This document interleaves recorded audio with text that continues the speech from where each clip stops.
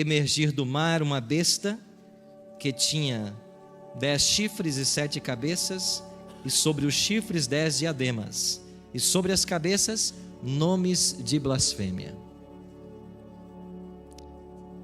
Esse é o primeiro verso do capítulo 13. Por que o Apocalipse foi dado em símbolos? Por que não de uma forma mais clara? 2 propósitos. O primeiro deles é que a verdade foi dita em símbolos para que apenas ao sincero investigador fossem patenteados os mistérios do reino. Esse princípio já havia sido usado por Jesus Cristo quando ele disse: eu falo por parábolas para que vendo não vejam e ouvindo não entendam. Ao leitor superficial não estará disponível os mistérios da palavra, somente ao sincero investigador.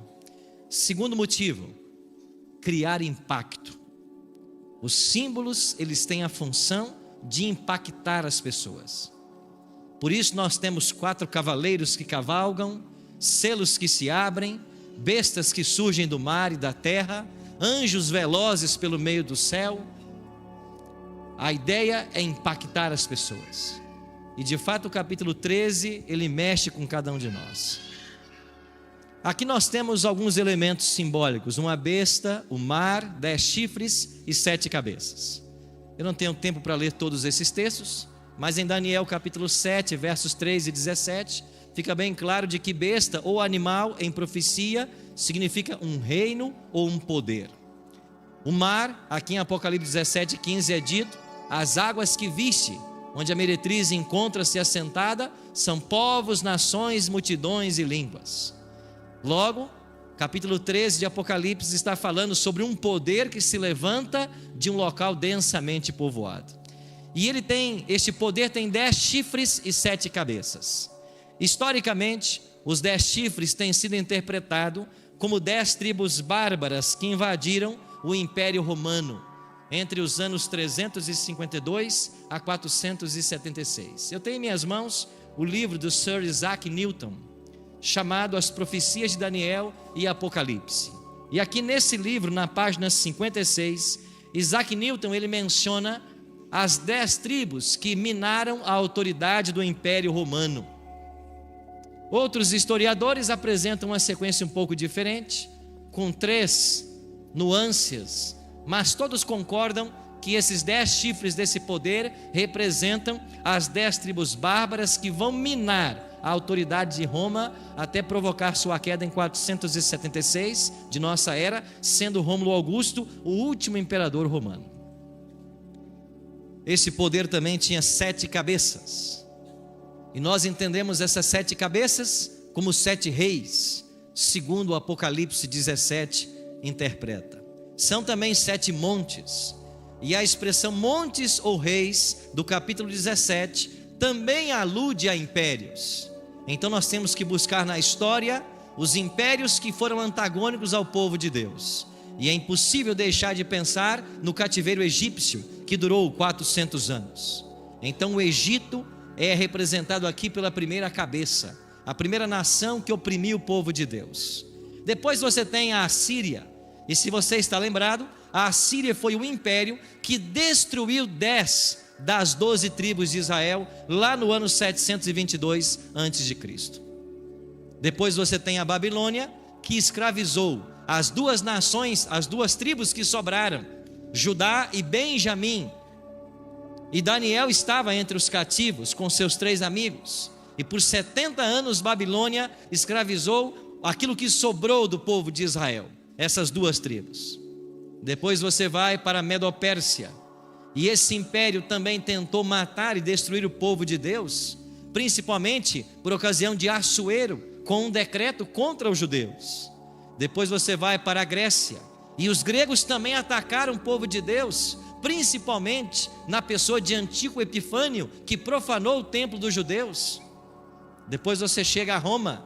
O que dizer de Roma? O império que crucificou o próprio Cristo e depois perseguiu os cristãos. E então nós temos depois de Roma império, Roma papal. Como vimos ontem, por 1260 anos perseguiu o povo de Deus. E eu voltarei a esse tópico ainda hoje. A igreja historicamente entende que essas 7 cabeças, ou 7 reis, ou 7 montes, aludem aos 7 inimigos do povo de Deus, a quem o diabo usou para perseguir e matar os sinceros em todas as eras. Assim, nós entendemos de que esse poder de Apocalipse 13 é Roma, em suas 2 fases, império e papal. Se nós compararmos Apocalipse 13 com Daniel 7, você vai perceber que a besta que surge do mar é o mesmo chifre pequeno de Daniel 7. As características são as mesmas. Há uma similaridade extraordinária. E olhando para esses textos, Lutero concluiu que o chifre pequeno é o bispo de Roma. Isso lá no século XVI, antes que houvesse qualquer adventista sobre a face da terra. Nós não inventamos essa interpretação. Nós somos devedores dos estudiosos da Bíblia do passado. Isaac Newton, nesse mesmo livro que eu tenho em minhas mãos, partilha da mesma ideia. Ele diz que o chifre pequeno é um vidente, é o bispo de Roma. Agora, estariam Lutero e Isaac Newton certos em sua interpretação? Para isso, vamos olhar para alguns fatos históricos. Primeiro, versículo 2, primeira parte. Apocalipse 13, 2, primeira parte. A besta que vi era semelhante ao leopardo, com pés de urso e boca como de leão. Aonde aparecem esses 3 animais na Bíblia? Lá em Daniel.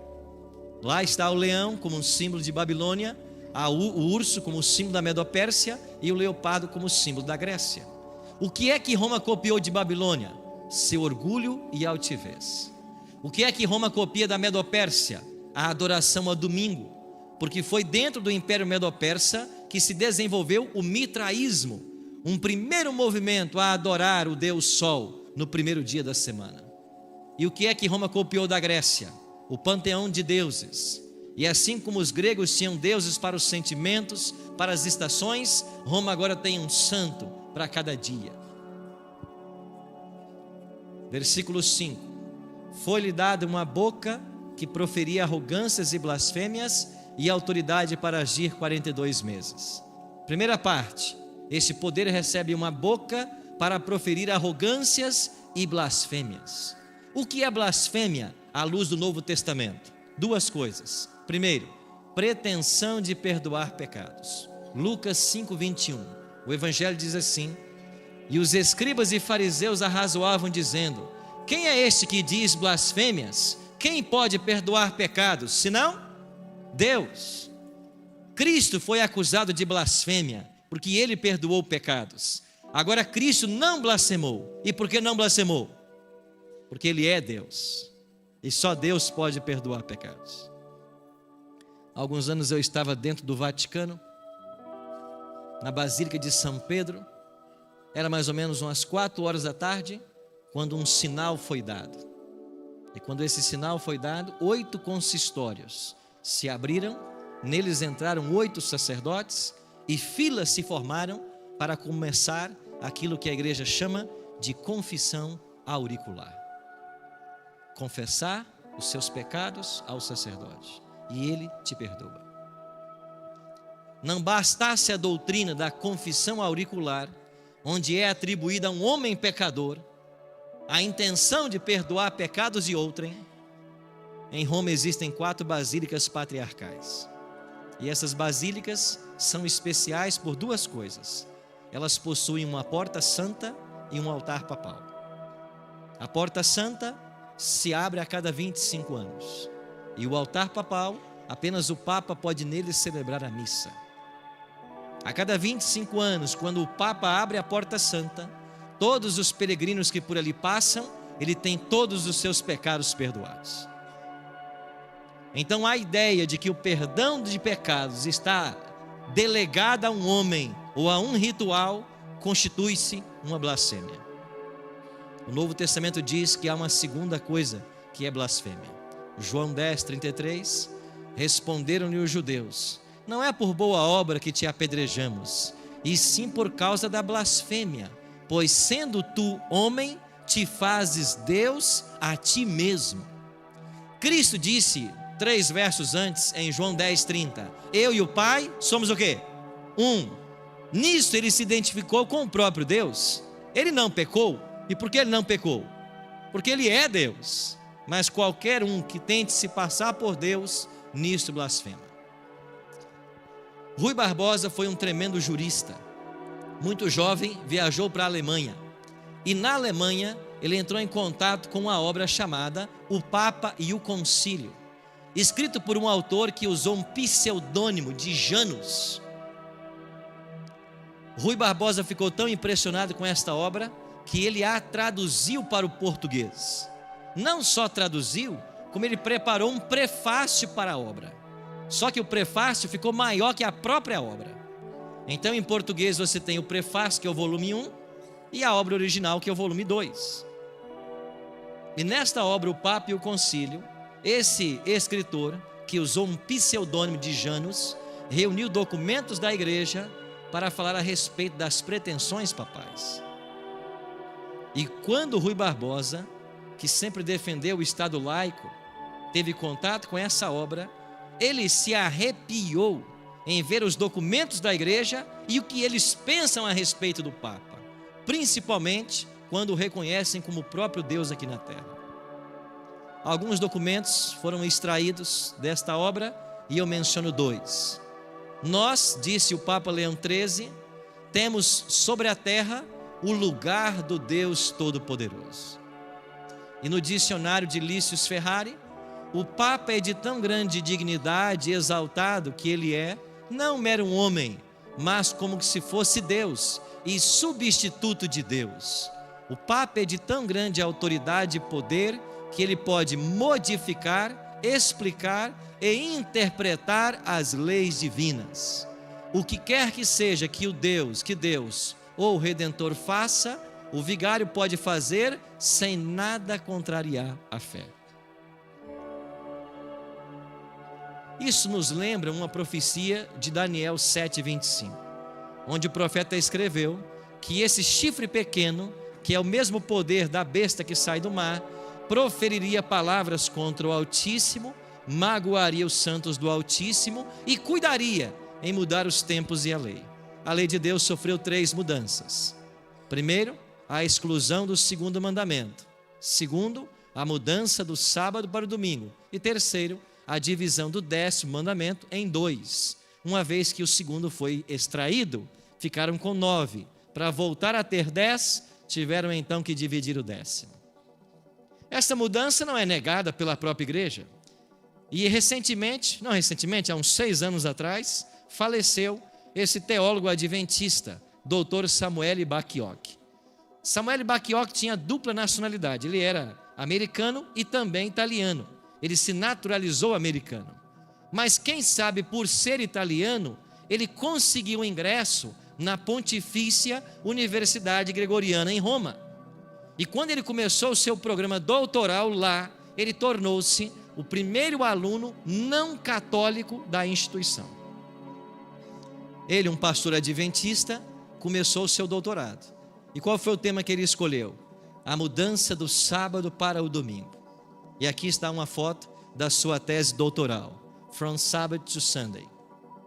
Quando ele terminou sua tese doutoral no ano de 1977, ele recebeu o título de doutor em teologia pela própria Universidade Gregoriana em Roma. E quando sua tese foi publicada pela imprensa da universidade, ela saiu, como você pode ver aqui, com o imprimato do Vaticano. Ou seja, a própria universidade em Roma disse que o que ele disse na tese é verdade. E o que é que ele prova em sua tese? Que a mudança do sábado para o domingo foi efetuada no mundo cristão pela igreja romana. Há uns anos atrás eu estive com vários diretores de escola bíblica do mundo e eu conversei com um pastor que trabalhava na União Transeuropeia, um italiano, e eu perguntei para ele se ele havia tido contato com Samuel Bacchiocchi. Ele disse que sim, antes da morte dele. É lógico, né? Não acreditamos nisso. E eu perguntei para ele assim: o que você tem a me dizer a respeito da tese doutoral e do impacto que ela teve na Itália? E ele me contou algo que me fez estremecer. Sabe o que ele disse? Ele disse assim: pastor Arilton, essa tese doutoral, ela não existe mais na universidade. Como assim? Eu disse para ele: eu tenho uma cópia original. Ele disse: você pode ter, mas na universidade ela não existe mais. Ela também não existe no acervo virtual. E também não existe prova que um dia ela foi defendida. Ontem eu disse para vocês de que talvez nós não saibamos, mas os movimentos espirituais e os reinos das trevas não param o seu trabalho. E nós estamos nos aproximando do grande clímax. E já terminou o tempo de nós brincarmos de religião. Ou nós encaramos a coisa com muita seriedade, ou você cometerá o maior erro da sua vida. Todos nós aqui temos um céu a alcançar e um inferno a evitar. Todos nós. Já passou o tempo de brincar de religião. Nós temos que encarar a coisa com muita seriedade, porque nós estamos nos eventos finais a passos largos.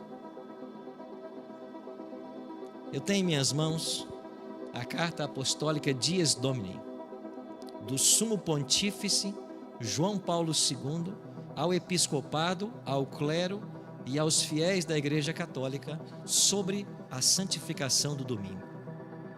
No dia 31 de maio de 1998, essa encíclica foi publicada por João Paulo II. E aqui nós temos toda a base teológica que a igreja usa para defender a santidade do primeiro dia da semana. Se faltava um documento mais claro para a igreja, para dar curso ao seu decreto dominical, esse documento nós já o temos desde 1998. Versículo 5. Foi-lhe dada uma boca que proferia arrogâncias e blasfêmias, já vimos isso, agora na segunda parte. E a autoridade para agir, quanto tempo? 42 meses. Existe um princípio de interpretação profética que nós chamamos dia-ano. Esse princípio baseia-se em Números 14, 34 e Ezequiel 4, 6 e 7, onde cada dia profético representa um ano literal. Então, os meses judaicos possuem 30 dias. Então, nós multiplicamos 42 vezes 30, que vai dar 1260. Esse período começa em 538, com dois eventos. Em 533, o decreto de Justiniano, declarando o Papa o cabeça de todas as igrejas, e em 538, a expulsão dos ostrogodos, a última tribo ariana que não se submetia ao papado. Se nós somarmos 1260 anos a partir dessa data, nós chegaremos a 1798, quando é preso o Papa Pio VI. Então, exatamente por 1260 anos, esse poder de Apocalipse 13, ele perseguiu os santos do Altíssimo. Eu falei ontem para vocês a respeito do pior estratagema que a igreja inventou. Isso foi a Santa Inquisição. Alguns falam do século XI, outros falam no século XII. O certo é que esta Inquisição levou ao tribunal e à condenação milhares de cristãos em toda a parte do mundo, inclusive aqui no Brasil. E esse processo de perseguição aos cristãos ceifou a vida de pessoas inocentes que amavam a palavra de Deus. Eu ontem falei para vocês sobre uma caverna onde morreram 150 valdenses queimados. Aqui está a foto, a entrada da caverna, e aí dentro eles estavam adorando quando eles morreram. Segundo Jesse Lehman, nesses 1260 anos, pereceram cerca de 150 milhões de cristãos.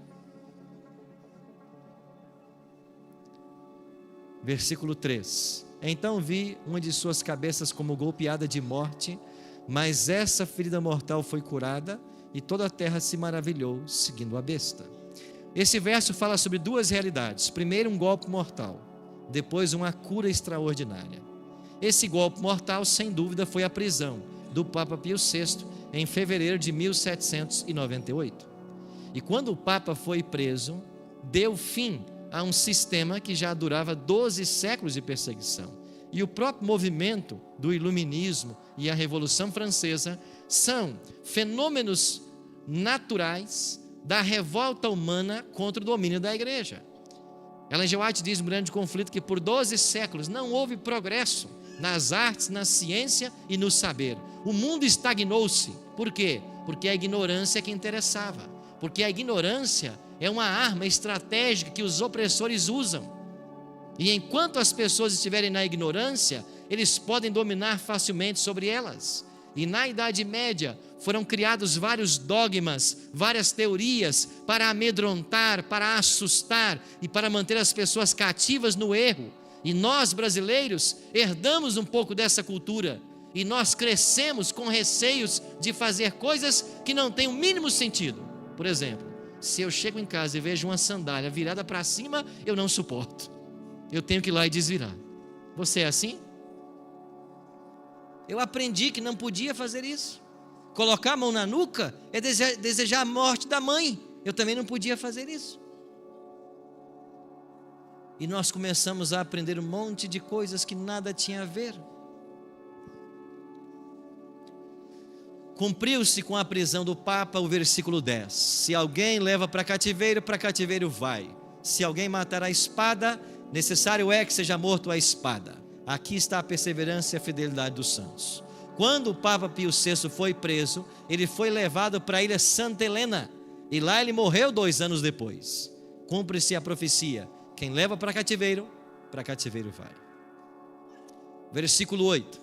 E adorá-la-ão todos os que habitam sobre a terra, aqueles cujos nomes não foram escritos no livro da vida do Cordeiro, que foi morto desde a fundação do mundo. Agora estamos num segundo momento. A ferida mortal será curada, e quando ela for curada, adorá-la-ão todos os que habitam sobre a terra. Então, amigos, a questão final da controvérsia entre o bem e o mal é uma questão de adoração. Por quê? Porque há na lei de Deus um mandamento que nos leva a adorar a Deus.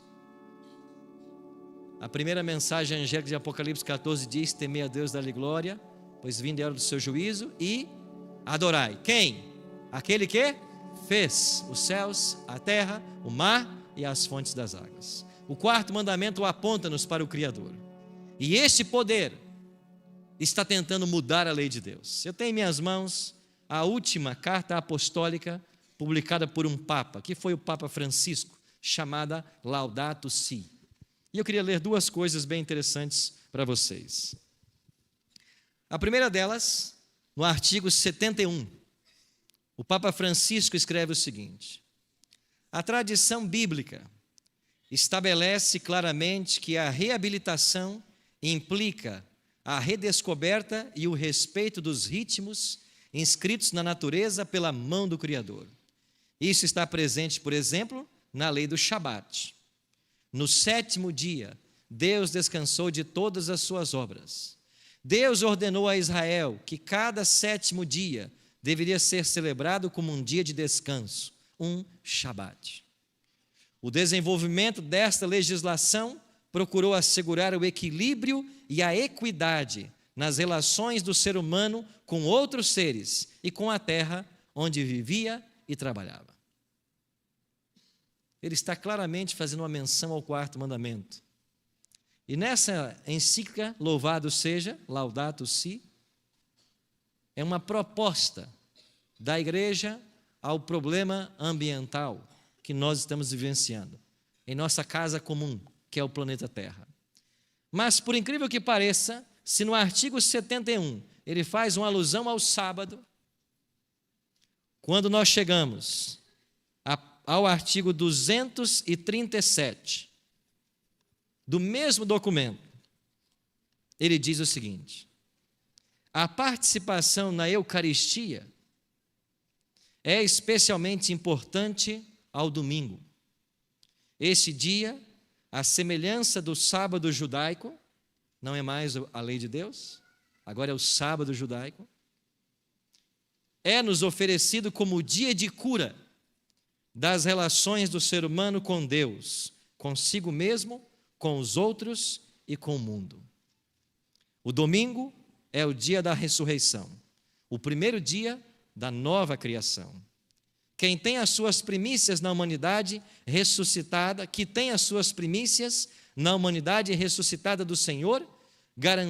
garantida transfiguração final de toda a realidade criada. A lei do repouso semanal impunha a abster-se do trabalho no 7º dia, para que descansem o teu boi, o teu jumento, e tomem fôlego o filho da tua serva e o estrangeiro residente. O repouso é uma ampliação de olhar que permite voltar a reconhecer os direitos dos outros. Assim, o dia de descanso, cujo centro é a Eucaristia, difunde sua luz sobre a semana inteira e encoraja-nos a assumir o cuidado da natureza e dos pobres. Qual é o novo dia do Senhor? Agora é o domingo. Está em curso um movimento ecumênico.